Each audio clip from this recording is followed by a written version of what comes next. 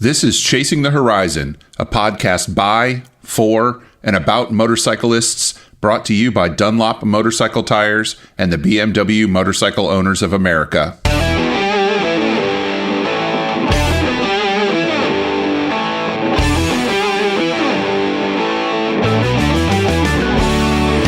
Welcome to episode 38 of Chasing the Horizon, released on the 26th of November, 2018. I'm your host, Wes Fleming, and you're about to hear our first non-industry celebrity discussion. Jumping right into the news, let's combine two of my favorite topics, the expansion of a brand and what's going on in India. KTM sold about 240,000 motorcycles in 2017, and industry analysts, as well as KTM themselves, expect them to shift about 270,000 units in 2018. KTM CEO Stefan Purer said in a recent interview that he's a little wary of the overall number estimate because, quote, some emerging markets like Latin America are shaky. KTM is also concerned about the economic repercussions of Brexit, that is, the exit of the UK from the European Union. If it comes down to the worst-case scenario, what they're calling a no-deal Brexit, KTM and other European manufacturers could be hurt by restricted access to an important market. Another big concern for KTM and the other European manufacturers is the introduction of more stringent emissions rules in India, known as Bharat Stage 6. These new rules are similar to the Euro 5 emissions standards, and they roll out across India in Q2 of 2020. 16 months might sound like a long time to you and I, but from an industrial and manufacturing perspective, 16 months is right on top of us. To further complicate things for anybody selling motorcycles in India, their Supreme Court ordered that bikes that only adhere to the less stringent Bharat 4 standards cannot be sold at all after Bharat 6 goes into effect. This is different than in Europe, where builders have 1 full year to sell Euro 4 bikes after Euro 5 takes hold. The upside in all of this is that many European manufacturers, including KTM, BMW, and Triumph, already have Indian partners in place. Bajaj Auto, one of the largest makers of motorcycles in India, currently owns 48% of KTM. KTM owns Husqvarna, and Huskies will start getting built in India next year at the company's plant in Chakan, which is also where a large number of small displacement KTMs are manufactured. Purer said KTM's goal is to be cranking out 400,000 motorcycles globally by 2020, with half of them made in Austria and half of them in India. He anticipates that 75% of the bikes his company produces will be KTMs, with the balance obviously having Husqvarna badges on their tanks. The monkey in the wrench there is that riders in India are no different from riders in any other country, and they're constantly clamoring for larger displacement motorcycles like the new Duke 790. It will help that some parts from KTM's middleweight bikes are already being made in India. Despite the seemingly never-ending doom and gloom news about the motorcycle industry coming out of the United States lately, developments such as these with KTM and Bajaj are encouraging for the future of the motorcycle industry. Certainly, we'll see changes and shifts in the next 2 to 4 years, and perhaps even more so in the next decade. Before we get into a little racing news, I want to encourage everybody listening to Chasing the Horizon to get out to at least one motorcycle race in 2019.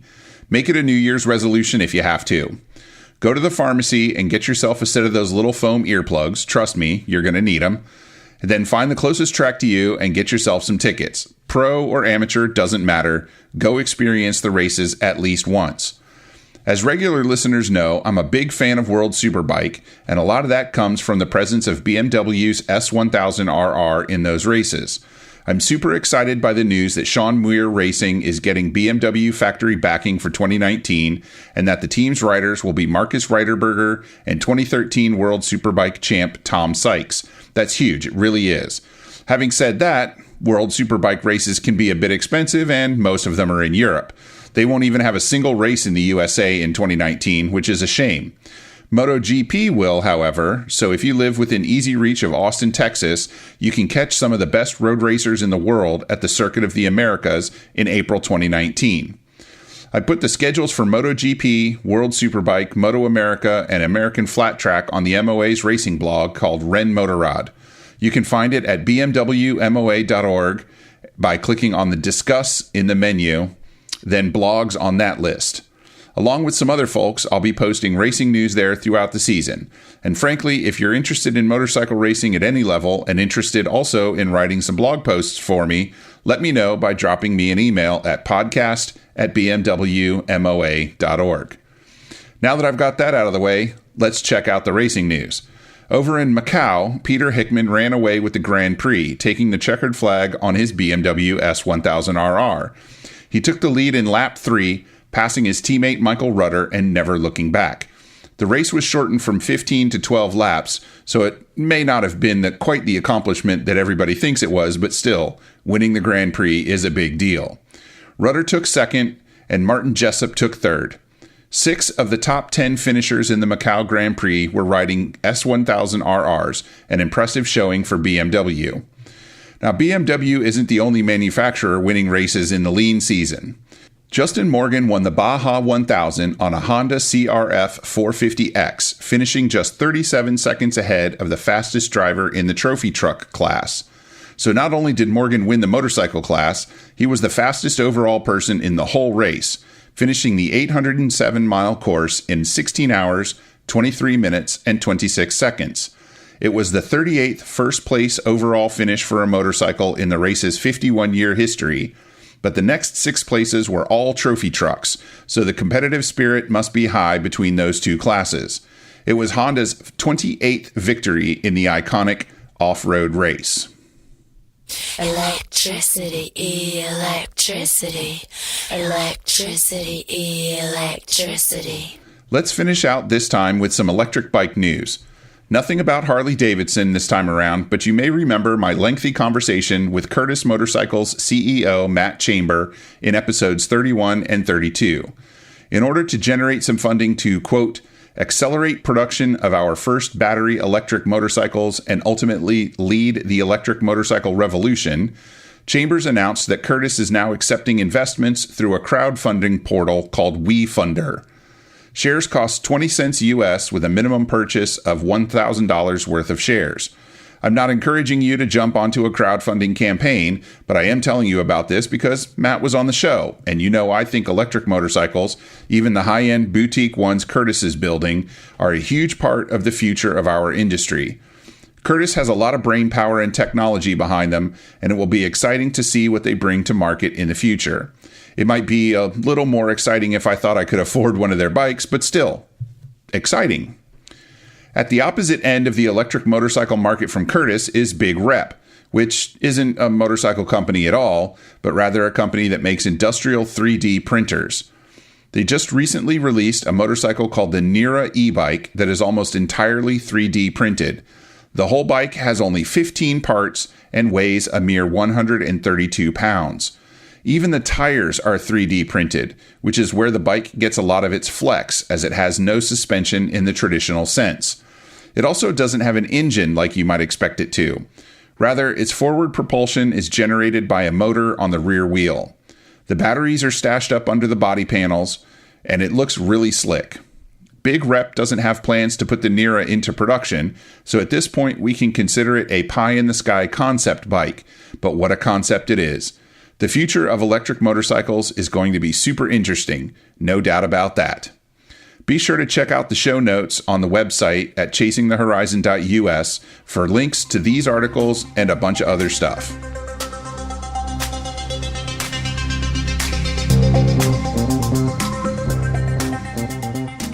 The MOA is ramping up its digital content offerings beyond Chasing the Horizon, and we're always looking for guests to join us in creating that content. It helps if you're a member of the MOA, but it's not absolutely necessary if you have some quality content to contribute. Check out our blogs at bmwmoa.org, where you can read about our members' experiences as product reviews, the women's perspective, and more. There's a blog dedicated to older BMW bikes called Airheaded, a racing blog that I mentioned earlier called Ren Motorrad, and a safety and training blog that ties into content from the magazine in a column called MotoSafe. All of these things and more wait for your contribution and perusal on the MOA website. In addition to the blogs, there are 3 YouTube channels you can check out. The MOA's main channel, plus Motorcycle Test Kitchen, where I and hopefully a growing number of guests share product reviews with you, as well as some recipes, and a channel of tech videos called Nicked Uber Max. They're all easy to find from the search box on the YouTube website, and if you're interested in helping contribute to any of them, please reach out to me at podcast@bmwmoa.org. Finally, I want to tell you we'll be starting up a brand new podcast called One Day With Us in the first week of December. Think of it as a spin-off of Chasing the Horizon. Where Chasing the Horizon is a podcast by, for, and about motorcyclists, One Day With Us will be a podcast by, for, and about BMW MOA members. Each episode will feature a little about the MOA and its upcoming events, and then have a discussion with an MOA member. The first guest is a guy from Texas called Mark Heron. Check out the MOA website for the episodes and more information once that show launches.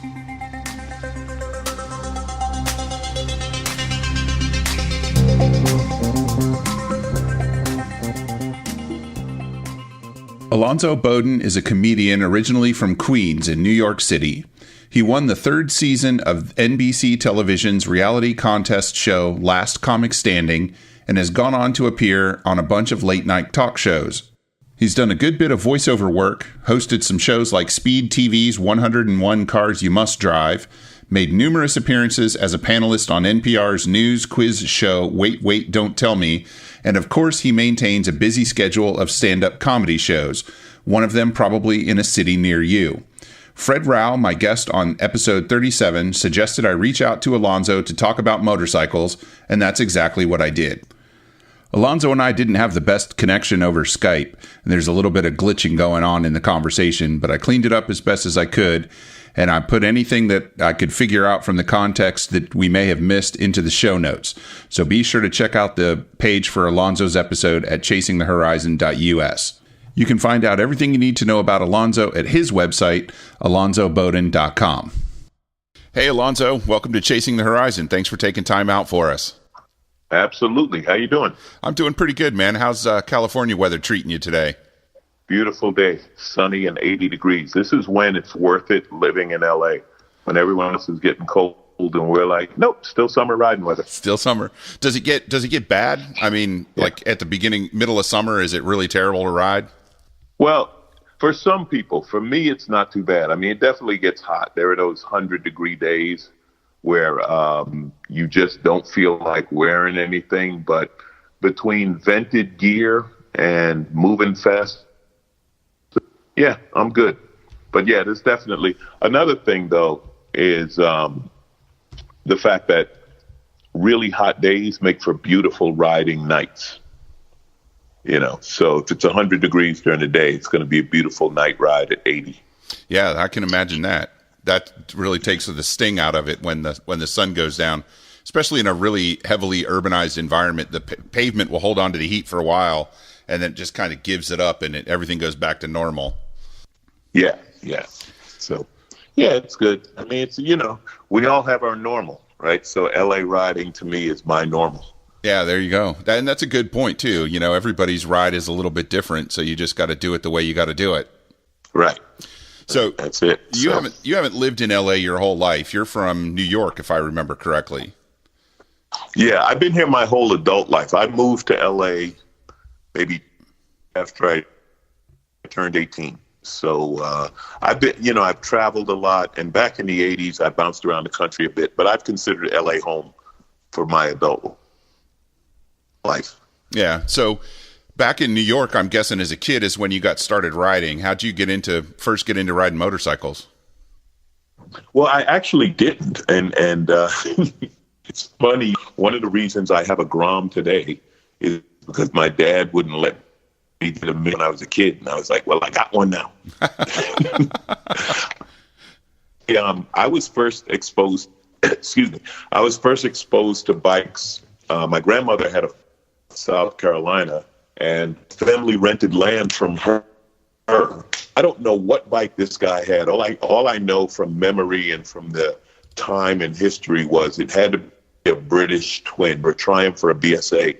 But he took us up and down this dirt roads around farm, and I just fell in love with that feeling, and I still find it. So, do you feel like as an adult it's kind of harder to capture that feeling of that, that first ride, that first, running down the road? When I get it, when I'm riding just for the sake of riding. I don't, when you're commuting, when you're making time, you have to be somewhere or something like that, I don't really get it. But on those occasions where you're just riding purely for the enjoyment of riding, that's when I get that feeling. So I know you're busy. You got a career in show business and whatnot. Do you get much opportunity to just ride for the fun of it? Not near as much as I wish I did. Being a comic, I'm usually on the road on week, so I don't often get to do the Sunday rides. Yeah. And I always say, well, I'm going to take a day. I'm going to just ride on Tuesdays on the road, blah, blah, blah, which is great. But then the phone starts ringing and, you get in front of the computer and you start writing, and work gets in the way. So I get to do those, but again, not near as much as I wish I could. Yeah. So what are you riding these days? Well, you should ask. I just bought, and I mean today, a BMW XR, which is an adventure with the superbike motor, with the 4-cylinder motor. Yeah. So I'm looking forward to riding that. My GS, I have a 2015 GS. That's probably the first thing out of the garage. That is the do everything. They call it an adventure bike, but let's be honest, how many adventures are going on? But a great city bike. It's great commute on the highway. It's super comfortable. I'm tall, so it has a lot of leg room. Then I have an Indian Chieftain. That's my bagger. I bought that last year. I call that my Saturday nights in Agua, Sunday night on PCH bike. It is pure cruiser. Yeah.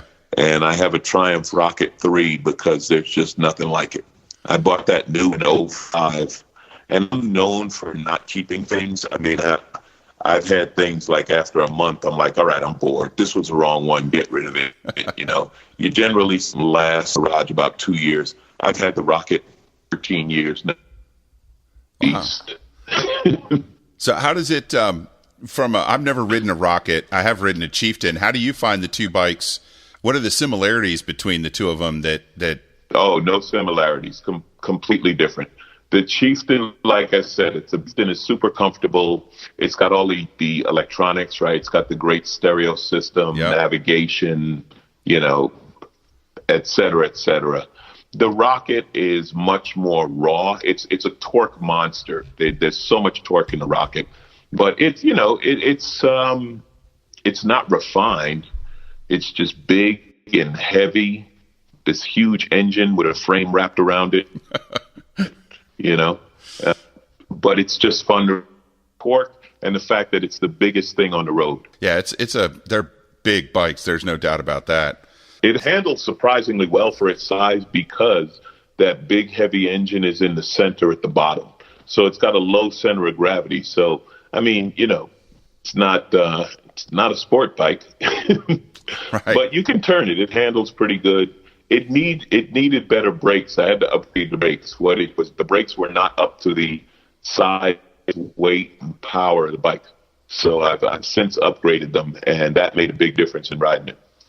Well, and a lot of times I ask people, so what's the next bike you're going to buy? But since you literally just bought a bike today, that seems like kind of a facetious question. But a lot of us will buy the bike that we're thinking about now, but we're already thinking about another one. Are you already thinking about another one sometime? Let me tell you something. One of the reasons I love bike events, whether I do shows at Americade, big touring rally. I go to GP and I try to make World Superbike up in Laguna.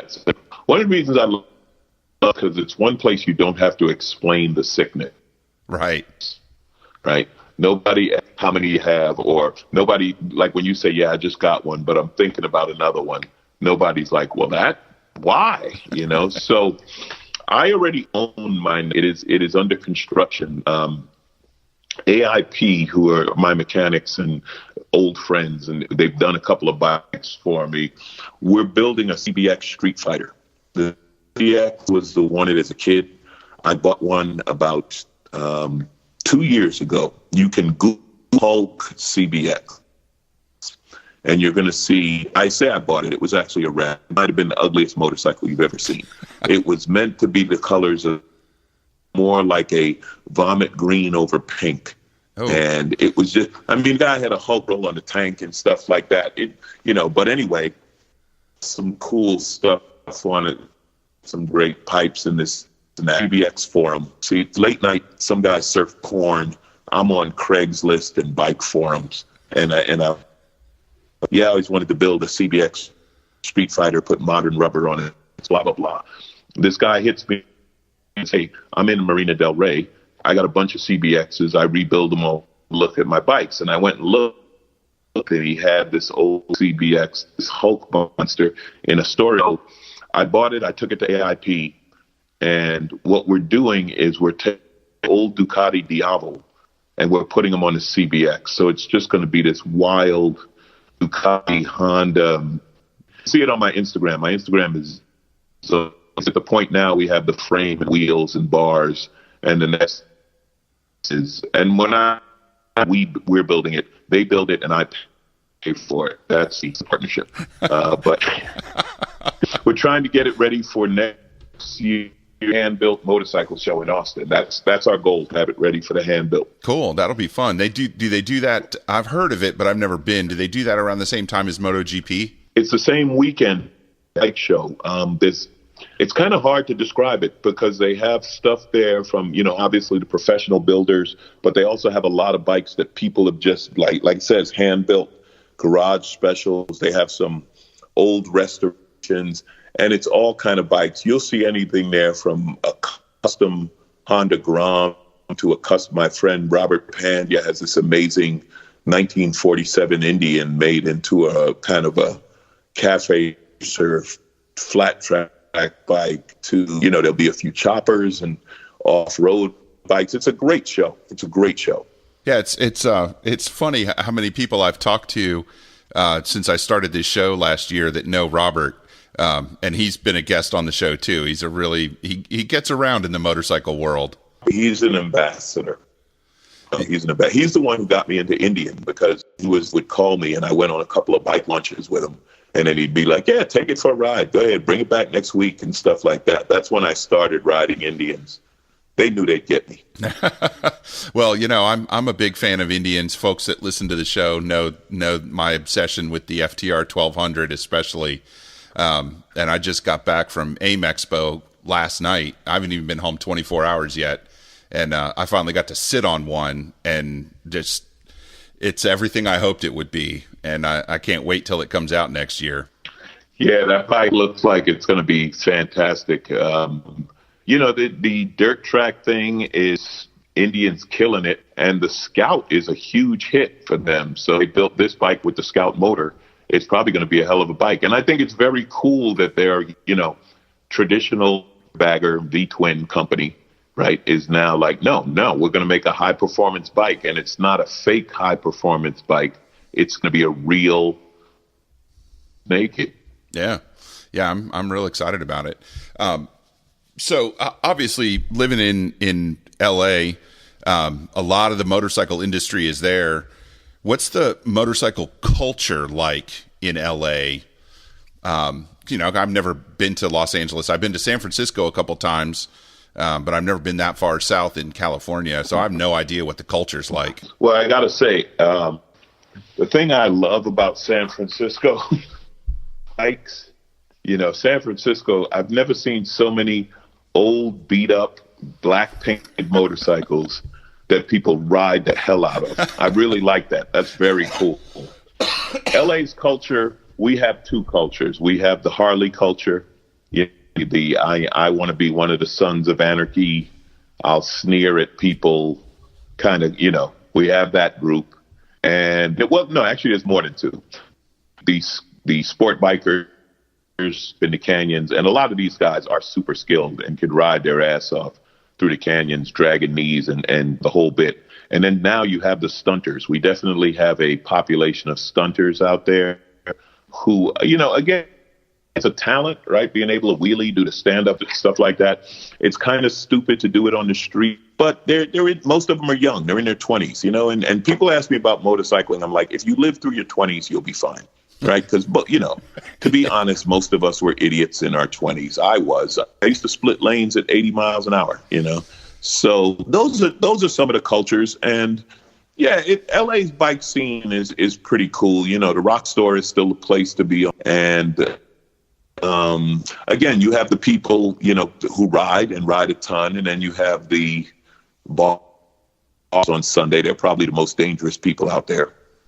And in between, you got a bunch of commuters, this and that. But when shows come up, that's when you see what people have. You know, like there's a vintage club that meets in Venice on Sundays, and you'll see a hell of a lot of old Japanese bikes and old British bikes. There's somewhat of that hipster culture out here, the hipster cafe racer culture. I don't see it too much, but then I'm not in where their events are, but you see some of them. Nothing makes me more nervous on the freeway than seeing a hipster on a Triumph, because he can't ride. He's just doing it because it looks cool. Yeah. I shouldn't say that, but it's true. Well, and you know, I hope they get more proficient at their riding. Yeah, a hipster on a Triumph is liable to be leaking oil down the highway too. Yeah. It's but you know, they're doing their thing. I try to be a live and let live kind of bike guy. I've seen too, like, I probably started going to the Rock Store back in the 80s. And it used to be one side would be all Harleys, cruisers mixed in, but 98% Harleys. And the other side would be sport bikes. Like the parking lot was divided. Would not wave at the sport bike people. And the sport bike people would not wave at the Harley people. Then in the 90s, when I got my first Valkyrie, I've always loved the big power cruisers. That looked on. I might be riding 900 RR in the morning and my Valkyrie in the afternoon. And in the morning, only the sport bike people would wave. And in the afternoon, only the cruiser guys would wave. And I'd be like, I'm the same guy. Same guy. Well, and, you know, I saw a video, you know, just cruising around YouTube and on the internet and all that stuff that really got my attention. You were in it. You were on Jay Leno's show where he talks about motorcycles and cars and all that kind of stuff. And he put you on a Ural. Oh yeah, that was fun. And yeah, so I mean, I'm tall like you are. I'm probably a little heavier than you are, and I've been on Urals before. I've worked on them, and those are not the most stable. When you put a big guy in the seat, that sidecar wants to come right up in the air. It was an episode of Leno's Garage, and we took two Urals, the two-wheel drive sidecar rigs, and we did a motocross track. We were doing laps on a motocross track. It was fun. You know, somebody described to me a Ural as the most fun 5 miles an hour, and I'd say that's about accurate. What we found is when you put it in two-wheel drive, there's no differential, so you can't turn. Yeah, you can't turn at all. Because both going at the same speed. So we turn the bars and just plow straight. It was the funniest thing. Yeah, Jay's great. I love doing Jay's Garage. We also did a flat track class together and a couple of other things. I mean, Jay is the ultimate gearhead, and I love doing the show. Yeah, you know, I have this kind of mental picture as a fan of, you know, television and movies and comedy stand-up specials and, you know, late night TV, the talk shows that all you guys out there in LA know each other. And I almost hesitate to ask if that's true, because if it's not, I don't want you to ruin my life. But certainly. Well, I'll be honest.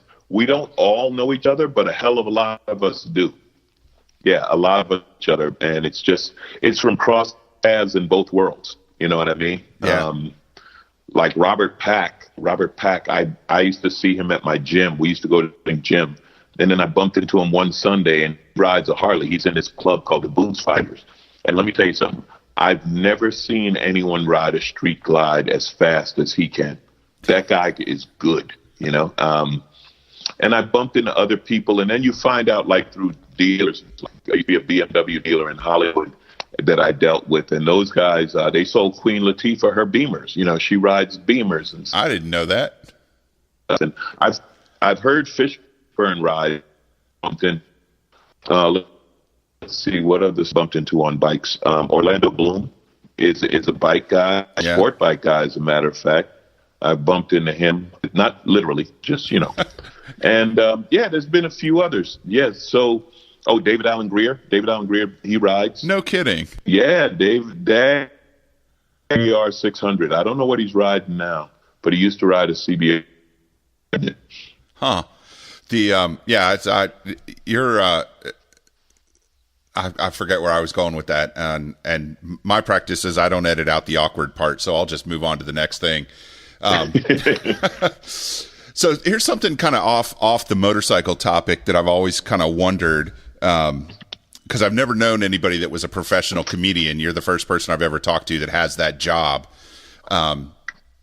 Do you find it sometimes it's like being a doctor where you're at a party and somebody says, who are you? And you introduce yourself. Oh, my name's Alonzo. What do you do? Oh, I'm a comedian.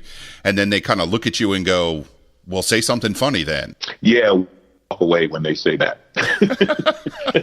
I mean, I can be funny on demand, but it's a very awkward situation to do it like that. Sometimes when comics are hanging, this is something that people would love, but it's hard to capture because it happens organically. Sometimes when hanging out and we start cracking jokes and making fun of each other and it's some of the funniest shit ever. We have a shorthand, right? We understand it, right? And we're having fun. So people, like, if someone gets to sit in on that, that's when they're like, wow, you guys are funny. And if I'm in a good mood or sometimes I'm just walking around and joking, but then other times you're just normal, you're just normal. So yeah, that does happen. My favorite story about that, comic friend of mine, a guy named Gonzo Raymond, his wife was in radio advertising. So they're at some that she has to go to, some mixer. And comics, we're generally actually kind of shy and introverted when we're off stage. We kind of stay to ourselves. So he's just there, this and that, and they keep walking up to her and they're like, I thought you're a comic. I thought, and she shows her finger diamond ring and she just points to it and says, funny, by funny. So that's the proof. 2-carat diamond. Yeah, he's funny. He's funny. He's doing his job. I was recently buying a car, and I happened to buy from the same place as Brad Garrett did. And the finance guy was like, so you're a comic, are you funny? And I was like, well, I'm buying a Mercedes. Right? So, I must have fooled somebody. There you go. Well, tell you what, you tell me if you can sell a car, I'll tell you if I'm funny or not. Yeah, exactly. It's I used to be a musician. I used to be a working musician. I guess I'm still a musician.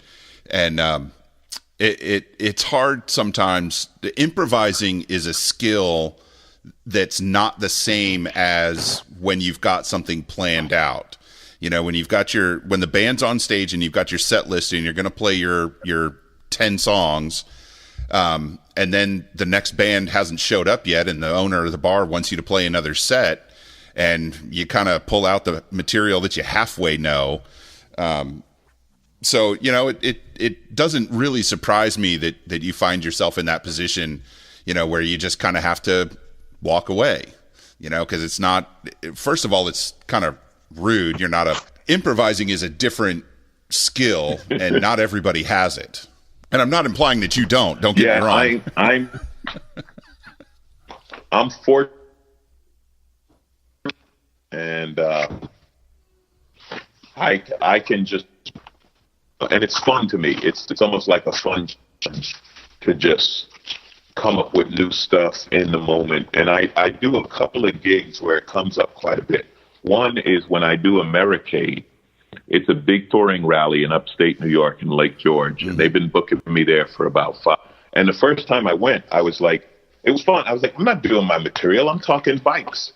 And I was making fun of the Harley guys and how much they polish their bikes and making fun of the Honda old women, how many lights they have on their bikes, and making fun of the BMW guys, who ride 300 miles before breakfast, and, the different cultures. And it was really fun. So now, whenever I'm there, that's all I do is I just, what do you ride, and start making fun of the bikes, and everyone loves it. And then I have another gig I do. It's a jazz cruise, and I have 2 shows in one for the same audience. So I can't repeat the material. So I just found I was making fun of the musicians and making fun of what's happening on the ship. And the highest compliment I got was some great jazz musician saying, "Man, what you were doing up there, that's jazz. You just working." And so, I love those situations when it comes up.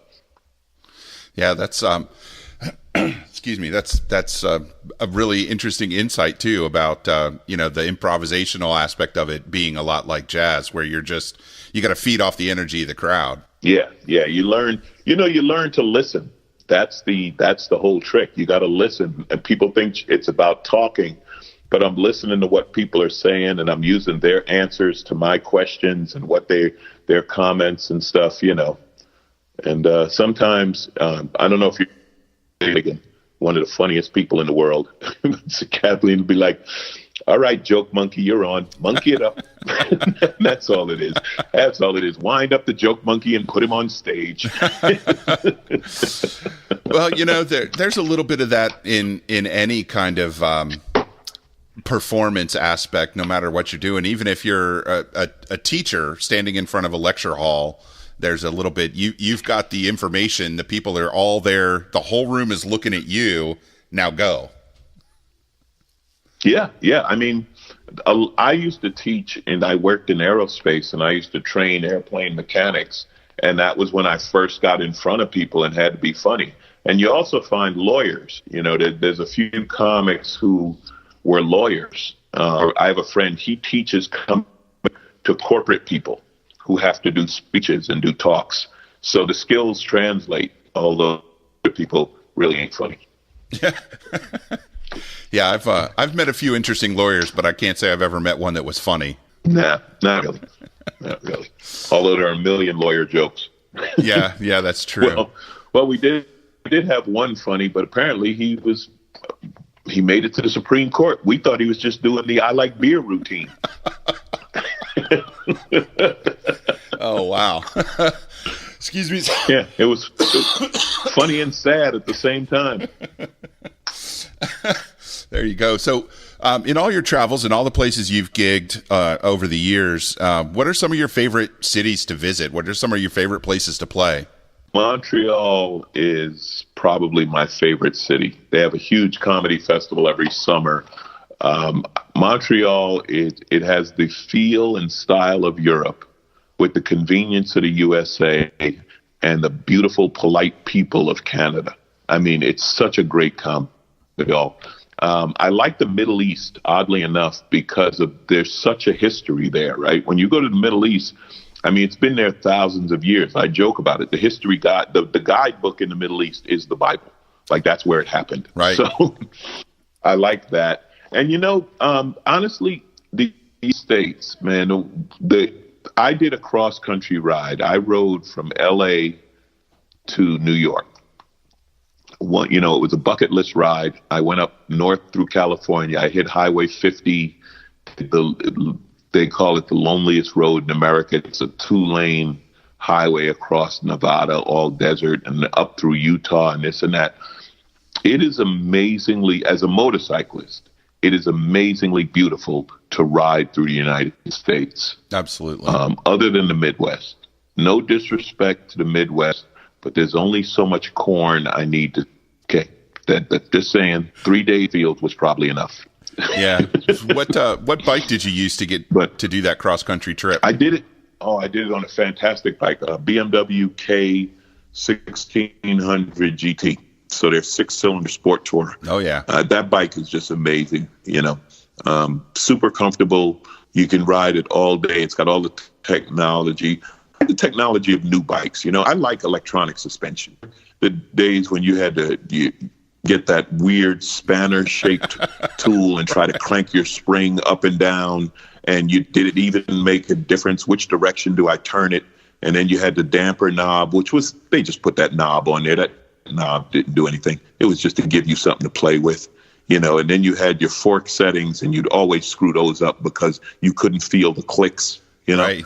Now you hit buttons and you set the bike for rider passenger or rider luggage, and stuff like that. It's and it works, So I'm really a fan of that. And BMW has all of that. BMW has all that electronic technology on their touring bikes, and they just go. People were like, "Aren't you afraid of riding alone?" I'm like, I'm on a BMW and I got a credit card. What's going to go wrong? I'm not roughing it. This isn't 1940. I'm not on a panhead, or something like that, Right. But it was just, experience was fantastic. So, I love that about the United States. Cities, I love Vegas because it's Vegas. It's an adult playground with too much of everything. I like DC because they have the smartest crowds that I deal with because they're right at the center of government. They know everything that's going on. Miami, sexiest city in America. Miami should be rated R. They really shouldn't allow anyone under 17 to go to Miami because they're just really sexy. I mean, the Latin influence has just brought the Miami sex appeal to a different level. And I love LA because, we're fake, but we embrace it. We embrace our. Yeah, sometimes you got to take that minor flaw that's in there and just own it. Exactly. Stop pretending it's something else. Do we have culture? Yeah, but it's fake. So what's next on your bucket list now that you've conquered the cross country ride? What's the next thing that you think you might want to tackle on a motorcycle? You know what I want? I want to ride my backyard. I was just chatting with a friend about this today. I've ridden up and down the East Coast, all the beautiful upstate New York. It's very green and all of that. Like I said, I did the cross country. Yet I haven't been to the Grand Canyon. I haven't been through Death Valley. So I want to ride my backyard. That's the next area I want to see, the Southwest. I know a couple guys out there, and one of them actually, Fred Rao, who would be great tour guides for that. Fred is incredible because Fred will ride across the country the way I'd ride 7-Eleven, Yeah, and he puts his wife on the back seat. I love Fred. He's a great guy. He would know all the back roads through. It's one thing to ride from LA to Vegas. It's another thing to get on the freeway. Yeah. So that's what I want to do, where you just go through Death Valley. Only thing is you have to time it. You have to. I think you have to be done before May, because then it just gets too hot. You can do it, but it just becomes miserably hot. So yeah, that's my next bucket list ride. Yeah. Have you ever? I know. I don't know if you know the rock band Rush, but their drummer wrote a book about a tour that they did where he rode from show to show with one of his buddies. I guess it was. I read that. I'm trying to remember. Yeah, what the book was called, because I did read that book and it was great. Yeah. But I know who you're talking about. Yeah. Have you ever thought of trying to do something Neil like that? Peart? Neil Peart, exactly. Is that his name? Yeah. I would. Part of me would like to, but not really, because you have to be somewhere at a certain time. You know what I mean? You have deadlines. Yeah. And I don't have a tour bus bringing all my stuff. You know what I mean? So when I'm traveling, I got to bring merch and clothes and stuff like that. No, I'd rather have 3 or 4 days where I don't have to be anywhere. And one day will be a 200-mile day and another day will be a 500-mile day. Yeah, and I imagine a band at that level, plays the next big city where, you might need to be on a plane for 4 hours. Right. It's a different kind of touring. I mean, what he did was great and the book was great, but no, I'm not really interested in putting together a motorcycle comedy tour, but I like doing comedy at motorcycle events. Well, I live not too terribly far from Americade, and I had intended to get up there this year, but I just couldn't make it happen with my work schedule. but I'm going to try and get up there. And I keep an eye on your website to see when you're playing dates here and there, so that when you get close enough, I can get out to a show. I'm literally looking forward to it. Where are you at? Where are you based? I live in Central Virginia, about 100 miles south of D.C. Oh, okay. I don't know where exactly. I'm going to West Virginia next summer with Road Rider Touring Magazine. They have a big thing every summer. I did it a couple of years ago. Hang on, I'm looking at my computer. Let me see if I have it. You know how it is. If you wait 2 days, yeah, it gets buried in your email. So far behind on email. Okay, so it's a ski resort in Snowshoe, West Virginia, if that's anywhere near you. It's Gotcha. The weekend of August 2nd. Okay. I'll put that on the calendar. And it's beautiful road run. Mm-hmm.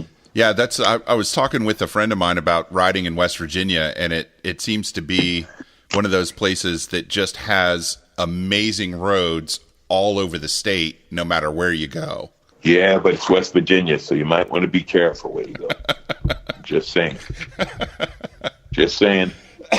Some banjos going on, you know. A brother riding through West Virginia keeps a full tank of gas. That's all I'm going to say. All the time.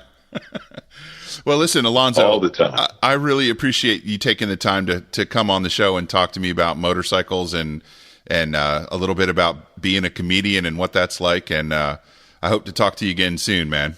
It was fun. Tell your people I'm at alonzobodden.com, and they're traveling all over the country all the time. And if you ride, come up and say hello. I was just in Chicago, and I talked to this great couple that love bikes, and that's where they knew me from.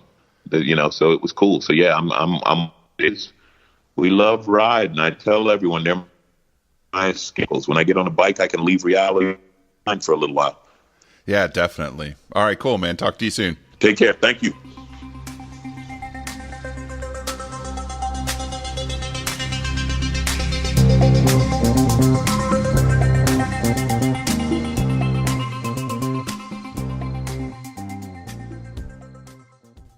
Chasing the Horizon is brought to you in Season 2 by Dunlop Motorcycle Tires. Motorcyclists the world over recognize the name Dunlop, and for good reason. With extensive global resources and a commitment to racing disciplines worldwide, Dunlop draws on a vast body of knowledge to develop innovative motorcycle tire technology. Much of this technology quickly makes its way to motorcycle riders, whether they ride on the track, street, or a weekend off-road adventure. Dunlop maintains extensive development and manufacturing capabilities in the U.S., focused on developing groundbreaking new products. Dunlop has been building tires using domestic and foreign materials in Buffalo, New York since 1920, and to this day is the largest manufacturer building motorcycle tires in the USA. Point your web browser to dunlopmotorcycletires.com to learn more about Dunlop's promotions, find the right tires for your bike, and use a searchable index of hundreds of Dunlop motorcycle tire dealers across North America.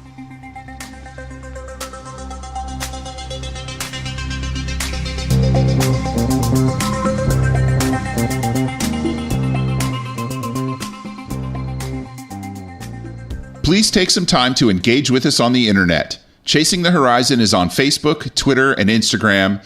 And of course, you can visit the website at chasingthehorizon.us for show notes and links to all the sponsors, news items, and guests.